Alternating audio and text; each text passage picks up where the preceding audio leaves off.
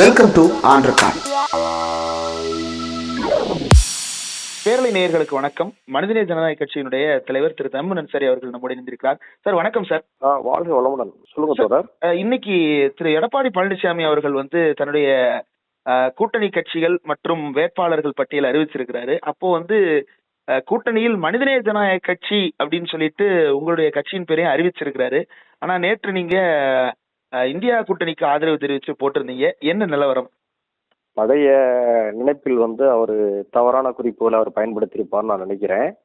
நம்ம மனிதநேய ஜனநாயக கட்சி கடந்த 18ஆம் தேதி சென்னையில் தலைமை நிர்வாக குழுவை கூட்டி தமிழகத்திலே திமுக தலைமையிலான இந்திய கூட்டணிக்கு ஆதரவளிப்பது என்று முடிவு செய்தோம்.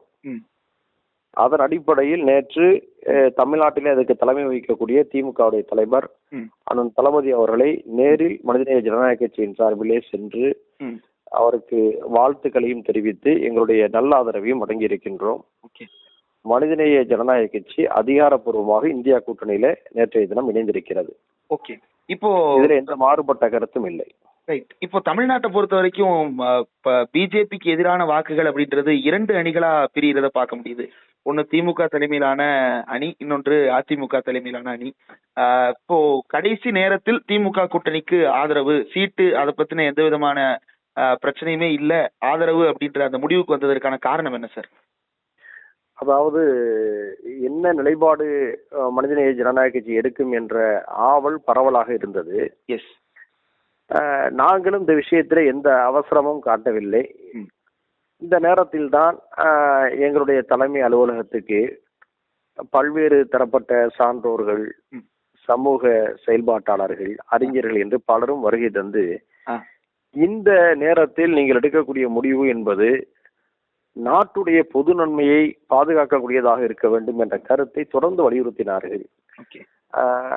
முக்கியமாக 2024 பொது மேடை என்ற ஒரு அமைப்பை நீதியரசர் ஹரிபரந்தாமன் தலைமையிலே தமிழ்நாட்டில் இருக்கக்கூடிய அறிவுஜீவிகள் இணைந்து உருவாக்கி இருக்கிறார்கள்.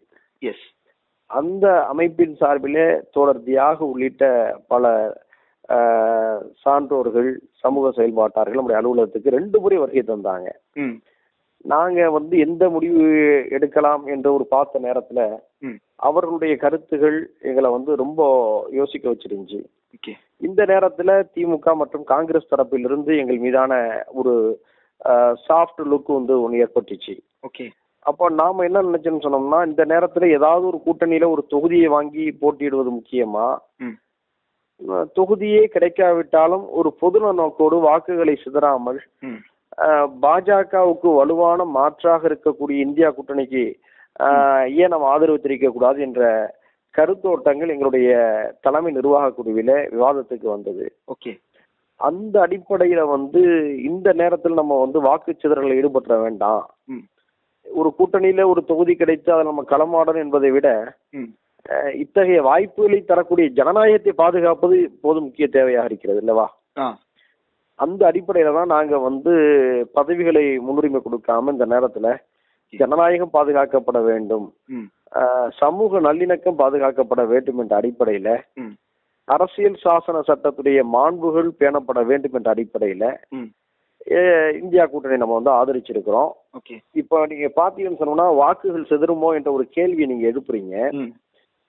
இந்த நாடாளுமன்ற தேர்தல் அறிவிப்புக்கு முன்பாக சின்ன சின்ன கருத்து மாற்றங்கள், பார்வைகள் எல்லாமே பலதரப்பட்ட மக்கள்கிட்ட இருந்துச்சு, சிறுபான்மை மக்கள்கிட்டையும் இருந்துச்சு. ஆனா நரேந்திர மோடி அவர்களுடைய அந்த ஒன்றிய பாஜக அரசு சிஏஏவை கடைசி நேரத்திலே அமல்படுத்தியவுடன் நாடெங்கிலும் ஒரு அச்ச உணர்வு, பதற்ற உணர்வு ஏற்பட்டது. இந்த நேரத்தில் அடுத்தடுத்து பல்வேறு மக்கள் விரோத சட்டங்களை இவர்கள் செயல்படுத்தி விடுவார்களோ, மீண்டும் இவர்கள் ஆட்சிக்கு வந்தால் பெரும் பாதங்கள் ஏற்பட்டு விடுமோ என்ற கவலையின் காரணமாக மக்களிடம் ஒரு தெளிவான மன ஓட்டம் ஏற்பட்டு விட்டது. இதையெல்லாம் நம் கருத்தில் கொண்டுதான் பார்க்கின்ற பொழுது சிந்தாமல் சிதறாமல் பெரும்பாலான தமிழ்நாட்டு மக்கள் இந்தியா கூட்டணி நோக்கி சென்றிருக்கிறார்கள் என்பதுதான் உண்மை. சிறுபான்மை மக்களை பொறுத்தவரை ஏறத்தாழ 90 முதல் 95% மக்கள் நரேந்திர மோடி அவருடைய அரசை அகற்ற வேண்டும் என்றால் அதுக்கு சரியான வலுவான மாற்று இந்தியா கூட்டணி தான் என்று முடிவு செய்திருக்கிறார்கள். இதுதான் உண்மை. நிறைவா ஒரு கேள்வி. இப்போ இன்றைக்கு திமுகவினுடைய தேர்தல் அறிக்கை வெளியிடப்பட்டிருக்கிறது.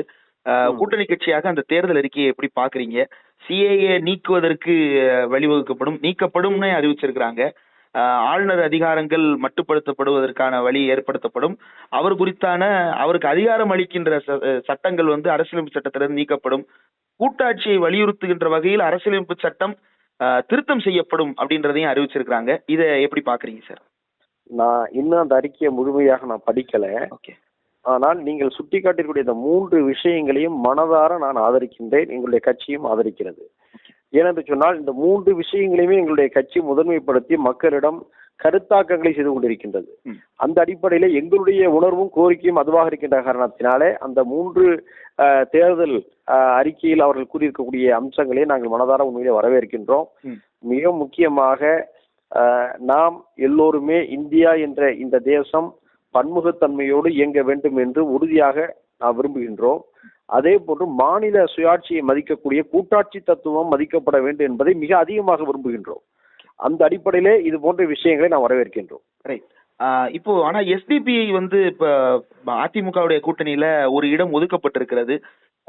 அத எப்படி பாக்குறீங்க? அதிமுக நாங்க தான் உண்மையிலேயே எதிர்க்கிறோம், திமுகவால இது செய்ய முடியாது, இந்த வாக்குறுதிகள் எல்லாமே ரொம்ப காலமா சொல்லிட்டு தான் இருக்கிறாங்க, இதெல்லாம் ஏமாற்று வேலை, மோடியை அவர்களால் எதிர்க்க முடியாது, அதிமுக தான் உண்மையான எதிர்ப்பு அப்படின்னு சொல்றாங்க. இதை பற்றி உங்களுடைய கருத்து என்ன சார்? அதாவது எஸ்டிபி கட்சி அந்த கட்சியுடைய நிர்வாக அமைப்புகள் முடிவு செய்து தங்கள் கட்சிக்கு எது சரியாக வருமோ அதை அவர்கள் செய்திருக்கிறார்கள். இதை பற்றி நான் கருத்து கூற முடியாது.